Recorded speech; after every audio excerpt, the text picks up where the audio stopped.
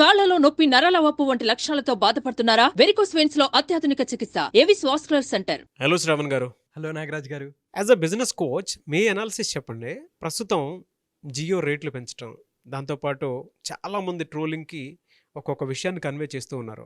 So Ratan Tata గారు ఎప్పుడైతే BSNL పట్టుకోవడం జరిగిందో, సో అక్కడి నుంచి ఫ్యూచర్ ఏ విధంగా ఉంటుందనేటువంటి దాని మీద అంటే అందరికీ క్వశ్చన్ మార్క్ ఉన్నా కూడా ఒక ఎనర్జీ లాంటిది విషయాన్ని పాస్ చేస్తూ ఉన్నారు. అవును, ప్రతి బిజినెస్ ఓనర్ నేర్చుకోవాల్సినటువంటి అతిపెద్ద విషయం ఏదైనా ఉంది అని అంటే ఈ టైంలోనే కొన్ని విషయాలు తెలుసుకోవాలి. అంటే రేటు పెంచే విషయంలో వెనక ముందు జాగ్రత్తలు ఏ విధంగా పాటించాలి అనుకునేటువంటి దానికి కూడా కొన్ని అవగాహన తెలుసుకోవాల్సినటువంటి విషయము ఉంది. ద సేమ్ టైం బిజినెస్ని దగ్గర నుంచి చూసేటప్పటికీ యాక్చువల్గా జియో అని అంటే ఒక సెన్సేషన్. అవును, రతన్ టాటా గారు కూడా అంతకంటే ఎక్కువ సెన్సేషను, చాప కింద నీరులా ప్రతి మనసుల్లోనూ ఉండేటువంటి మనిషి. దాంతోపాటు ఇప్పుడు బిఎస్ఎన్ఎల్ టేక్ ఓవర్ చేయటం అనేది ఏ విధంగా ఉండే అవకాశం ఉంటుంది? ఎంటైర్ స్టోరీ ఏంటి వీటిలో? సో ఫస్ట్ థింగ్ నాగరాజ్ గారు, పుండు మీద కారం చల్లటం అంటే ఏంటో తెలుసా? అసలుకే వీళ్ళు ఏంట్రా బాబు ఇంత డబ్బులు ఖర్చు పెడుతున్నారు. ప్రీ వెడ్డింగ్కి 1200 కోట్లు ఫస్ట్ ప్రీ వెడ్డింగ్కి, సెకండ్ ప్రీ వెడ్డింగ్ $900 మిలియన్, అంటే 7500 కోట్లు. యాక్చువల్గా వెడ్డింగ్కి 5000 కోట్లు. జనాలంతా అవి చూస్తూ అరే ఇప్పుడు అవసరమా, పేదవాళ్ళకి ఇవ్వచ్చు కదా అని చాలా చాలా డైరెక్షన్స్లో మాట్లాడుతుండగా కరెక్ట్గా జూలై 3న రేట్లు పెంచటం అనేది బిగ్గెస్ట్ బ్లండర్. ఎందుకంటే ఆల్రెడీ కొంత నెగిటివిటీ ఉంది. అదే పేదవాళ్ళకి ఏదైనా చేయొచ్చు కదా ఇంత అని చెప్పేసి అందరూ సలహాలు ఇవ్వడం మొదలు పెడతారు కదా. అవును అవును. అలాంటి టైంలో 50 నుంచి 100, 150 రూపాయలు ప్లాన్లు బట్టి అంటే 12 నుంచి 25% రేట్లు పెంచడం అనేది బిగ్గెస్ట్ బ్యాక్ ఫైర్. ఓకే, ఖచ్చితంగా దాంట్లో డౌట్ లేదు. డిసిషన్ మేకింగ్ ఇది మనం డీటెయిల్గా మాట్లాడుకునే ముందు అసలు ఒక బిజినెస్ ఓనరు ఎప్పుడు ఎట్లాంటి నిర్ణయం తీసుకోవాలి, ఏ టైంలో నిర్ణయం తీసుకోవాలి అనేది బిగ్గెస్ట్ అడ్వాంటేజ్. అది కనుక కరెక్ట్గా పట్టారా బిజినెస్ ఎక్కడికి వెళ్ళిపోతుంది, అది కనుక పట్టలేదా కిందకి పడిపోతుంది. దానికి ఎగ్జాంపుల్ ఏంటంటే ఇప్పుడు ధీరూభాయ్ అంబానీ గారు ఎప్పుడైతే ఆస్తి పంపకాలు జరిగాయో, అంటే ధీరూభాయ్ అంబానీ గారు చనిపోయిన తర్వాత ఒక లాయర్ చేత ఆస్తి పంపకాలు జరిగాయి. దాంట్లో రిఫైనరీ మొత్తం అంబానీ గారికి వెళ్ళింది, ముఖేష్ అంబానీ గారికి వెళ్ళింది. టెలికాం సెక్టర్ మొత్తం అనిల్ అంబానీ గారికి వెళ్ళింది. అయితే రూల్ ఏంటంటే ఈయన 10 సంవత్సరాల వరకు టెలికాం ఇండస్ట్రీలోకి రాకూడదు ముఖేష్ అంబానీ గారు. That's the rule. ఈ టైంలో ఏం చేశారు, అసలు ప్రపంచవ్యాప్తంగా 2008లో 5th richest person is Mukesh Ambani, 6th richest person is Anil Ambani. $42 billion అండి 2008లో అనిల్ అంబానీ ఆస్తి. కానీ ఇప్పుడు $1 బిలియన్ కూడా లేడు. దానికి కారణం ఏంటంటే రెగ్యులర్ ఇంటర్వెల్స్ ఆఫ్ టైంలో తప్పు నిర్ణయాలు తీసుకోవటం అనేది బిగ్గెస్ట్ బ్లండర్. ఇప్పుడు ఆయన తీసుకున్న కొన్ని ముఖ్యమైన చెడు నిర్ణయాల్లో ఏదైతే అనిల్ అంబానీ గారిని $42 బిలియన్ నుంచి $1 బిలియన్ కూడా లేకుండా చేశాయో, ముఖేష్ అంబానీ గారు ఇదొక 1 స్టెప్. ఓకే, తమ్ముడు బాటలో అన్నయ్య ఒక తప్పు చేశారు. అయితే ముఖేష్ అంబానీ గారికి బిగ్గెస్ట్ అడ్వాంటేజ్ ఏంటంటే రిలయన్స్ పెట్రోలియం ఉండటం వల్ల ఎటువంటి నష్టాలు వచ్చినా సరే they can move on. That is biggest. But telecom industry గురించి మనం మాట్లాడుకుంటే దిస్ ఈజ్ బిగ్గెస్ట్ బ్లండర్. రేట్లు పెంచుకోవచ్చండి, తప్పులేదు. ఎందుకు, ఆపరేషన్స్లో కానీ కాస్ట్ కానీ శాలరీస్ కానీ ఇవన్నీ పెరిగాయి, ఇన్ఫ్లేషన్ రిలేటెడ్గా మనం మాట్లాడుకుంటే రేట్లు అనేవి పెంచుకోవచ్చు. That's not a problem. కానీ ఎప్పుడు పెంచారు వీళ్ళు? అద్భుతంగా వివాహం చేస్తున్న సమయంలో జనాలంతా ఏమన్నారంటే అరే నా డబ్బులారా వీడు తీసుకునేది, ఈ డబ్బులను తీసుకొని పెళ్లి చేస్తున్నారా అని చెప్పేసి ఎమోషనల్గా చాలా కోపానికి గురైపోయారు. ఇంకోటి అసలు అందులో కూడా బట్టల కాస్ట్లు ఎలా వచ్చాయంటే, అనంత్ అంబానీ వేసుకున్న డ్రెస్ ఉంది, ఇక్కడ ఒక ఏనుగు బొమ్మ ఉంది. ఆ ఏనుగు బొమ్మ బంగారం అండ్ వజ్రాలతో కలిపి చేశారు, అది ఒక్కటి 14 కోట్లు. తర్వాత డ్రెస్ ఏదైతే ఉందో 200 కోట్లు. మొత్తం ఆ రోజు డ్రెస్ విలువ 214 కోట్లు. అలాగే రాధికా అంబానీ ఆమె వేసుకున్న డ్రెస్సు 400 crores, 4 డ్రెస్సులు కలిపి 1600 కోట్లు. ఇవన్నీ చూసి పిచ్చెక్కిపోతున్నారు జనాలు. అరే అంటే వాళ్ళది తప్పులేదు, అరే ఇది పేదవాళ్ళకి ఇవ్వచ్చు కదా, దేశం అభివృద్ధి చెందుతుంది కదా అనే ఉద్దేశంలో చెప్తున్నారు. నా ఆస్తి నేను చేసుకుంటా మీకేంట్రా అనేది ఆయన ఉద్దేశంలో వెళ్తున్నారు. ఈ సమయంలో ప్రజల సైకాలజీని అర్థం చేసుకోవాలి. వాళ్ళ ఫీలింగ్స్ ఏంటి, వాళ్ళ ఎమోషన్స్ ఏంటి.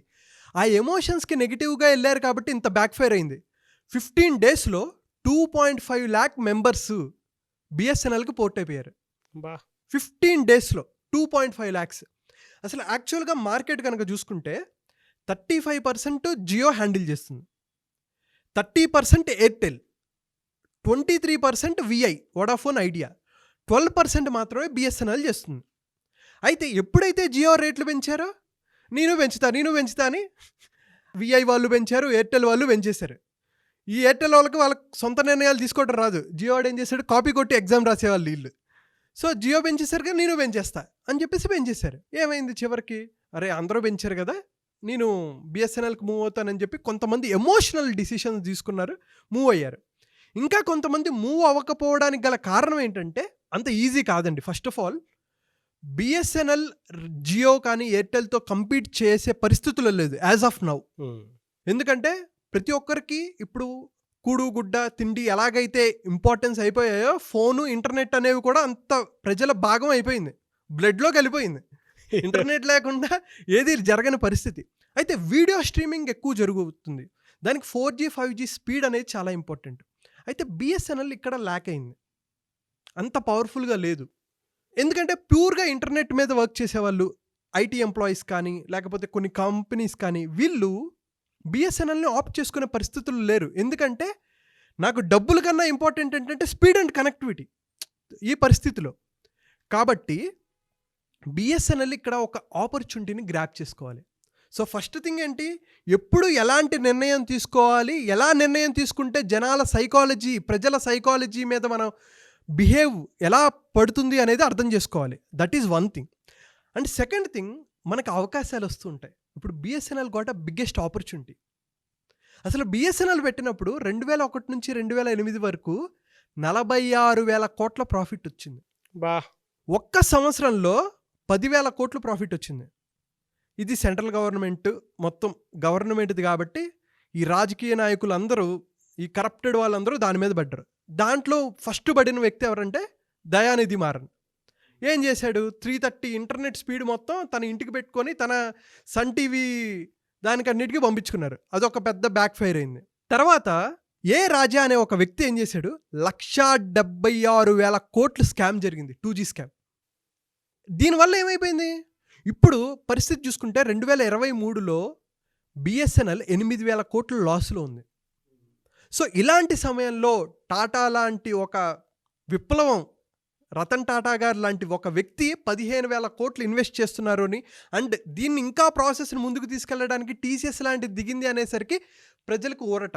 అండ్ ఇంకోటి ఏంటంటే మన దేశ అభివృద్ధికి కూడా ఇది ఉపయోగపడుతుంది అనేది ఒక ఎమోషనల్. సో ఇక్కడ ఎమోషనల్గా డిప్రవ్ అయిపోయారు. ఎందుకంటే నేను దీంట్లో వాడుకుంటే వీళ్ళు పర్సనల్గా వాడుకుంటారు డబ్బులు అనేది ఒకటి. అరే నేను బిఎస్ఎన్ఎల్లో చేయటం వల్ల ఒక కంట్రీ ఎకానమీ బెటర్ అవుతుంది, నాకు ఇష్టమైన వ్యక్తి రతన్ టాటా గారు లాంటి ఒక వ్యక్తి దీంట్లో ఇన్వెస్ట్ చేస్తున్నారు అనేది ఒకటి.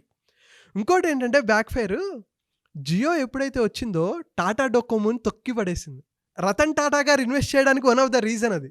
ఓకే, టాటా డొకోమోని అసలు కనుమరుగు చేసింది ఎవరంటే జియో. ఎప్పుడైతే ఫ్రీ ఇంటర్నెట్ అనగానే జనాలందరూ జియోకి వెళ్ళిపోయారు. 47 కోట్ల మంది సబ్స్క్రైబర్స్ జియో, 38 కోట్లు ఎయిర్టెల్, 20 కోట్ల మంది బిఎస్ఎన్ఎల్. వాళ్ళందరూ ప్లాన్లో వచ్చారు, మనకి ఫ్రీ అంటే చాలు కదా, ఎగురుకుంటే వెళ్తాం. అలవాటు చేశాడు, మంచిగా ఫ్రీ ఇంటర్నెట్ అలవాటు చేశాడు. ప్రపంచంలో ఇంత తక్కువ ధర ఇంటర్నెట్ ఎక్కడ ఇవ్వరు. ఈవెన్ దో ఇప్పుడు పెరిగిన రేట్లకు కూడా కంపేర్ చేసుకుంటే వేరే కంట్రీస్తో పోల్చుకుంటే Indian internet is very cheap comparatively చాలా కంట్రీస్తో పోల్చుకుంటే, ఈవెన్ దో డెవలప్డ్ కంట్రీస్తో పోల్చుకున్నా కూడా. సో ఇదంతా ఏంది, నేను ఒక స్టోరీ చెప్తా. 2016లో ఉన్నప్పుడు నేను ఇన్ఫోసిస్లో వర్క్ చేస్తాను. 1 GB నెల మొత్తానికి. అయితే మాకు వేరే ఇంటర్నెట్ ప్రొవైడ్ చేసేవాళ్ళు కాదు. వెంటనే డేటా వచ్చేది 1 GB వస్తే 400 MB 500 MB ఒకే రోజు రాత్రి అవగొట్టేసేవాళ్ళం. మిగతాదంతా ఏదో జాగ్రత్తగా నెలంతా నెట్టుకుంటూ వెళ్ళేవాళ్ళం. ఆ టైంలో రిలీజ్ చేస్తే అసలు 13,000 మంది ఉంటారనమాట అక్కడ ఎంప్లాయీస్, ఇన్ఫోసిస్ మైసూర్ క్యాంపస్లో.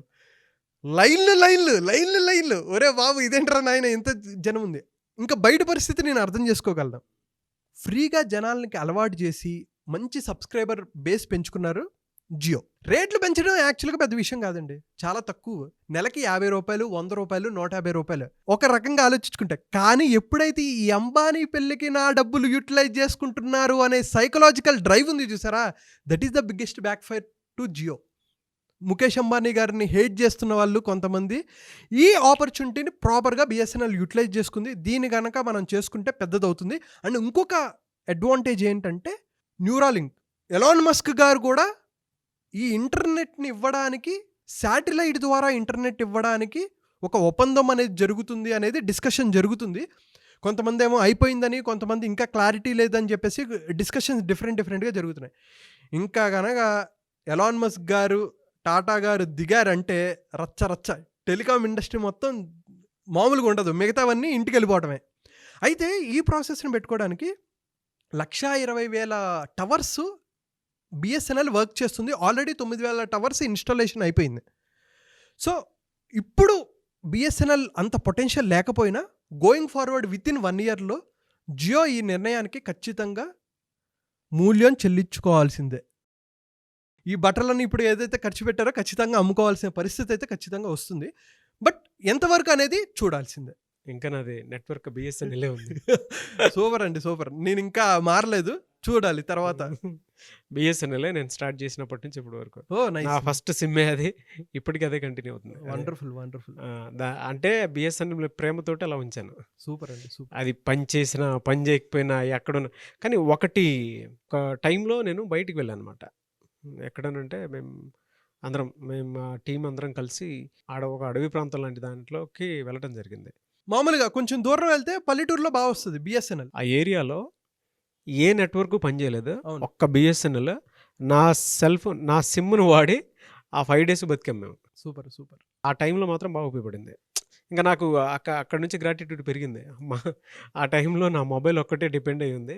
12 మంది బయటికి వెళ్ళాము. 12 మందికి ఆ రోజుకి ఆ 5 daysకి అదే ఉపయోగపడింది మాకు. సో ఇక్కడ కీ లెర్నింగ్స్కి మనం చూసుకుంటే జియో, బిఎస్ఎన్ఎల్ ఇవన్నీ పక్కన పెట్టేస్తే ఏ బిజినెస్ ఓనర్ ఎప్పుడు నిర్ణయాలు తీసుకోవాలి అనేది బిగ్గెస్ట్ అడ్వాంటేజ్ అండి. కరెక్ట్గా ఆఫర్లు తీసుకోగలిగారు. ఎప్పుడు పెట్టాలి, ఎప్పుడు పెట్టకూడదు అనేటువంటి దానికి యాహూ పడిపోవడానికి కూడా కారణం ఎప్పుడు ఏం కొనాలి, ఎప్పుడు ఏం కొనకూడదో దానికి తెలియలేదు. అందుకనే యాహూ పడిపోయింది. అలాగే మీ బిజినెస్లో కూడా ఏ నిర్ణయం తీసుకున్నా డిసిషన్ మేకింగ్ అనేది చాలా ఇంపార్టెంట్. నాకు ఇన్ని డిగ్రీలు ఉన్నాయని చెప్పి కొంతమంది వెర్రవీగుతుంటారు, కానీ డిసిషన్ మేకింగ్ ఎప్పుడైతే క్లియర్ లేదో, ప్రజల సైకాలజీ ఎప్పుడైతే అర్థం చేసుకొని వాళ్ళ ఫీలింగ్స్కి తగ్గట్టు మనం ఎప్పటికప్పుడు అప్డేట్ అవుతూ ఉంటామో బిజినెస్ ఓనర్ సక్సెస్ అవుతాడు. అది జియో, బిఎస్ఎన్ఎల్ ఇవన్నీ పక్కన పెట్టేస్తే ఏ బిజినెస్లో అయినా సరే this is the key fundamental. So మీరేం నేర్చుకున్నారు అనేది కామెంట్ చేయండి. ఒక బిజినెస్ ఓనర్ సక్సెస్ అవ్వాలంటే ఎటువంటి మైండ్ సెట్ ఉండాలి, ఎటువంటి డిసిషన్స్ తీసుకోవాలనేది కూడా మీరు కామెంట్ చేయండి. జనరల్గా అంటే బిజినెస్ పాయింట్ ఆఫ్ వ్యూ నుంచి చూసేటప్పుడు మీ బిజినెస్లో గ్రోత్ ఏదైనా కావాలి అనుకుంటే, ప్రమోట్ అయ్యి ముందుకెళ్ళాలి అనుకున్నటువంటి వాళ్ళు ఎవరన్నా సరే, సో శ్రావణ్ వారణాసి గారి అపాయింట్మెంట్ తీసుకొని మీ బిజినెస్ ఏదున్నా సరే నెక్స్ట్ లెవెల్కి తీసుకువెళ్ళాలి అనుకుంటే స్క్రీన్ మీద శ్రావణ్ వారణాసి గారి కాంటాక్ట్ నెంబర్ కనిపిస్తుంది. దానికి మీరు కాల్ ఆర్ మెసేజ్ వాట్సాప్ చేసి వెంటనే అపాయింట్మెంట్ తీసుకోవచ్చు. మనం end to end services provide చేస్తామండి. అటు మార్కెటింగ్, సేల్స్, అకౌంట్స్, మొత్తం పీపుల్ మేనేజ్మెంట్, స్ట్రాటజీస్ అన్నీ చెప్తాము. సో ఖచ్చితంగా it is going to be a biggest advantage for any of the business owner. Thank you so much Shravan. Thank you so much Nagaraj గారు. సుమన్ టీవీలో మీ personal and business promotions కోసం కింది నెంబర్కి contact చేయండి.